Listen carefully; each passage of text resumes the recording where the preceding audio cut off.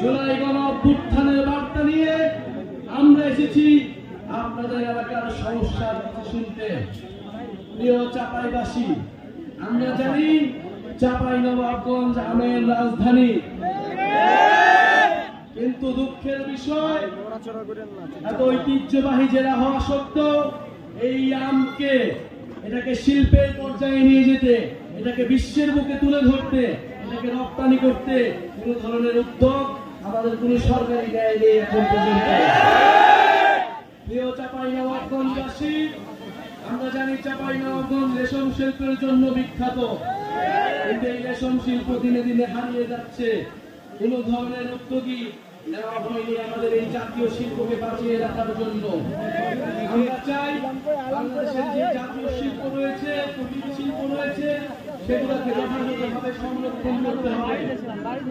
প্রিয় চাঁপাইনবাবগঞ্জবাসী, আমরা জানি আপনারা দীর্ঘদিন ধরে ট্রেনের জন্য আন্দোলন করছেন। আপনারা একটা আন্দোলন ট্রেন চান, সরাসরি ট্রেন চান চাঁপাইনবাবগঞ্জ থেকে।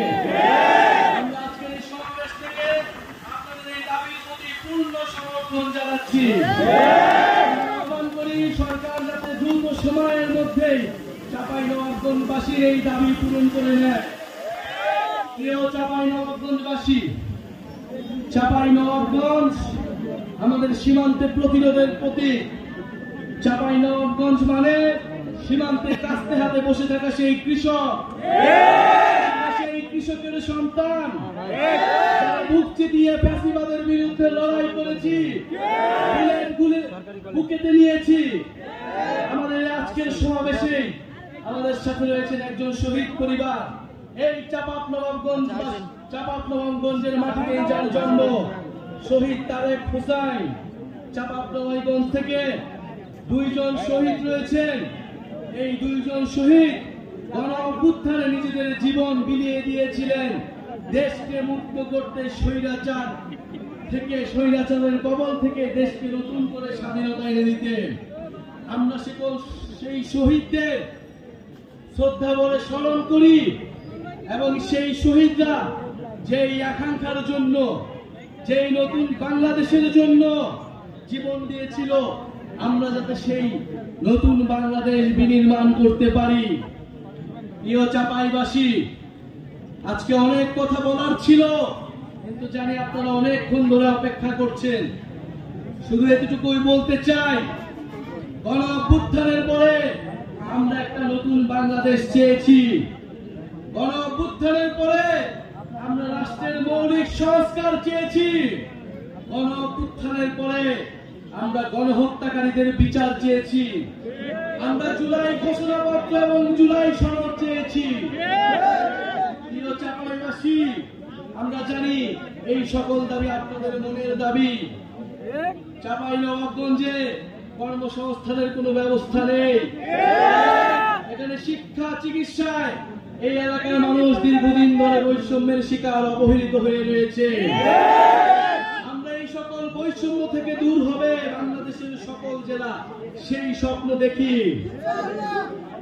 প্রিয় এলাকাবাসী, আমরা আজকে এসেছি আপনাদের কাছে জুলাই গণঅভ্যুত্থানের বার্তা নিয়ে। যেই বার্তা একটা ইনসাফ ভিত্তিক রাষ্ট্র কায়েমের জন্য আমাদেরকে স্বপ্ন দেখায়, যেই বার্তা একটা বৈষম্যহীন বাংলাদেশের স্বপ্ন দেখায়। আমরা সেই বাংলাদেশের স্বপ্ন দেখি। আমরা স্পষ্টভাবে আজকের সমাবেশ থেকে বলতে চাই, সীমান্তে বিএসএফ আন্তর্জাতিক আইন লঙ্ঘন করে এখানে গ্রেনেড মারে, বিস্ফোরণ ঘটায়। আমরা কিন্তু এই সব আগ্রাসন আর মেনে নিব না। অনেক কাল হয়েছে, সীমান্তে অনেক বাহাদুরি হয়েছে আমাদের, সেই বাহাদুরির দিন শেষ হয়েছে। যদি আর কোন সীমান্তে কোন ধরনের পায়তারা করা হয়, যদি সীমান্তে আগ্রাসন চালানো হয়, সীমান্তে আমার ভাইদের উপর হত্যার চেষ্টা চালানো হয়, আমরা সীমান্তে লং মার্চ ঘোষণা করব। সীমান্ত আমরাই রক্ষা করব।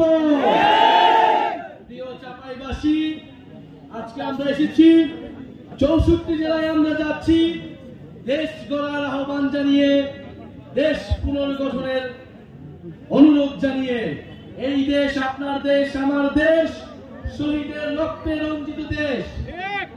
যেই তারেক এই চাঁপাইনবাবগঞ্জের বাসিন্দা, মাত্র 16-17 বছর বয়স, কাঠের দোকানে কাজ করত, সে ওই জুলাই গণঅভ্যুত্থানে অংশ নিয়ে শহীদ হয়েছে। আপনার সন্তানেরা শহীদ হয়েছে, আহত হয়েছে দেশ সংস্কারের জন্য, নতুন বাংলাদেশের জন্য, সমৃদ্ধ বাংলাদেশের জন্য। সেই স্বপ্ন পূরণ করা আপনার আমার দায়িত্ব। আপনার আমার কাছে সেই স্বপ্ন হচ্ছে আমানত। সেই